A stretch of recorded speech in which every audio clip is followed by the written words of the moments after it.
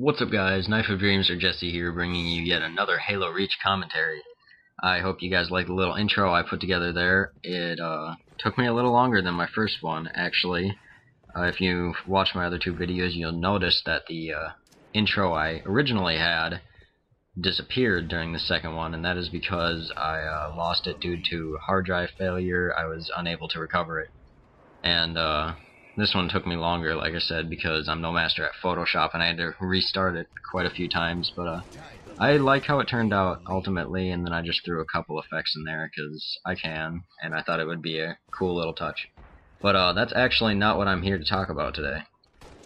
As you can see, I am playing the TU Beta playlist, which stands for Title Update, referring to the update they are going to be making when Halo Anniversary comes out. If you don't know what Anniversary is, you've either been living under a rock or have a social life. Either way, Halo Anniversary is the 10-year remake of Halo 1, which I'm sure a lot of people are excited for, especially me. And if you look in the bottom right, I am playing the ZB Slayer DMRs game type. I'm not sure if it actually shows the ZB. I can't see it. The thumbnail's too small. But ZB just stands for Zero Bloom, which is which means the reticle does not expand when you fire a precision weapon, and that's like the other Halo games, Halo 1, 2, and 3. I'm not sure why they changed it in Reach. I think it upsets the balance a little. But that's what I'm here to talk about today, is how that'll reflect in Halo Anniversary. I think I read something about there not being Bloom. First off, I should mention that the Anniversary multiplayer is going to be just like Reach's, if you didn't know. It's going to have armor abilities and the DMR, the Designated Marksman Rifle, and all the weapons that are included in Reach. So it's not going to be like Halo 1 without a regular precision weapon except for the Magnum, which was a 3-shot kill to the head. It's going to be, 5-shot DMR, 4-shot Magnum. I think that's what they have it at. Yeah, so many people were confused about that fact, that they were thinking they were going to be playing Halo 1 multiplayer online and just owning noobs with the assault rifle with 60 rounds in the magazine and the pistol all the way across the map. That's 100% accurate, but sadly, no, we're going to be coming back to the DMR and all that. Getting slightly off topic though, I was talking about Bloom. I think there's only going to be Bloom in certain playlists on Anniversary. I'm not sure. I know there's none in the campaign, which really doesn't matter a whole lot, but yeah, that's because the campaign's supposed to be exactly like Halo 1, so there's not going to be like a DMR and armor abilities in the campaign. But in the multiplayer, I'm pretty sure there's specific playlists that have Bloom and others that don't. Also, in Anniversary, I've heard that it's not going to be all of the Halo 1 maps remade, but some of the most popular maps from the other games as well, like Headlong from Halo 2.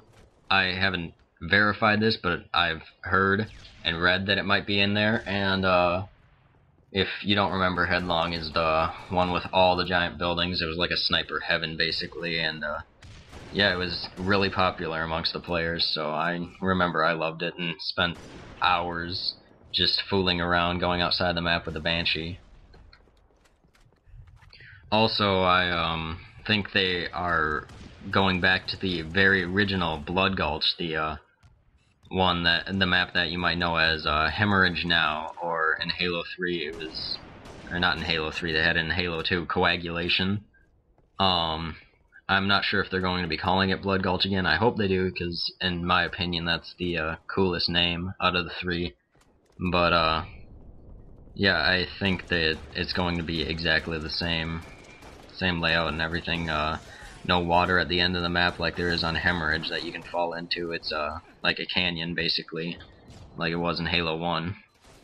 At this time, though, I haven't heard of any other maps that are going to be included. I hope they include Sidewinder, which was the symmetrical, gigantic, snowy map on Halo 1. if you remember, there was I think there was 2 tanks and 2 ghosts, and they had like the bases on either side. It was U-shaped, and I would always sit up there with a sniper and a pistol and just pick my brother off as he drove by in a ghost or something like that. But yeah, otherwise I don't know of any other maps that have been verified other than Beaver Creek, which I don't know. I'm indifferent on. The graphical update makes it look amazing though, so I'm looking forward to that. Otherwise, like I said, I have no clue what some of the other verified maps are. Another thing I read is that Halo Anniversary is going to be Kinect ready. I have no idea how they would implement Kinect into a first-person shooter like that, but I guess they found a way. Otherwise, no news so far on if there's going to be theater mode or forge mode, so that kind of stinks, but you never know. It could just appear out of nowhere and then everybody would be super excited about it. I know I would. Spend endless hours on Forge, even though I'm no good at making maps. It's just fun to mess around. And theater mode, you know, is always useful for things like these. Post-game commentary. If you haven't noticed, I'm obviously not doing this live. I probably wouldn't even be able to concentrate then. But, let's see. Achievements for Halo Anniversary. Some of them are going to be difficult as hell. If you've seen the achievements, you probably know exactly what I'm talking about. If you haven't, you can go to achievementhunter.com and just type in Anniversary or Halo Anniversary, whatever, to look them up. I sound like I'm advertising right now for Rooster Teeth, but yeah, achievementhunter.com, they always get the achievements a few weeks before the release of the game. Ugh, getting off topic again. Yeah, like I was saying, some of them are going to be pretty difficult. In the criteria, it says that for the majority of them, they have to be done on Legendary, which makes you want to facepalm right there, because that's already a pain in the ass. And then, to add to that, it says that they have to be done in single player or solo. And some people were commenting that that was unverified, that some of them you could do multiplayer, so I'm not sure if that's true yet. It would make it a hell of a lot easier if you could do it multiplayer, though. Well, some of them at least.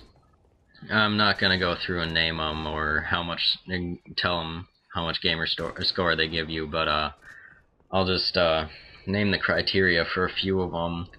Like on the Silent Cartographer, the mission where you start out in the Pelicans and you land on the beach with all the Marines. On Heroic or Harder, you have to not let a single Marine die.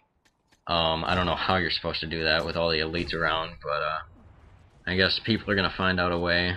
And then on the same mission, after you're like halfway through it, after you activate the map, you have to go the rest of the mission without shooting a bullet or, I believe, throwing a grenade. So that means you basically just have to melee your way through all the invisible elites that pop out of nowhere. Another one is on Pillar of Autumn, which is the first mission. Do not pick up a health kit on Legendary, and that one's supposedly single player as well.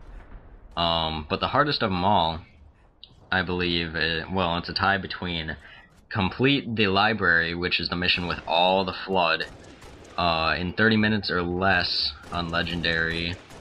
It's between that one and one where you have to complete a mission on Legendary with Iron and 2 other skulls on by yourself. And if you don't know what Iron does, that's the skull that when activated, if you die, you have to start the entire mission over. So I can imagine people trying to find some kind of way to exploit that, like they did with the sniper mission in Reach. But this gameplay quickly came to a finish, so I enjoyed talking about Halo Anniversary, and hopefully I provided some new insight for some of you guys. And thank you, as always, for watching my commentaries, and please rate, comment, subscribe, and I'll talk to you later, guys.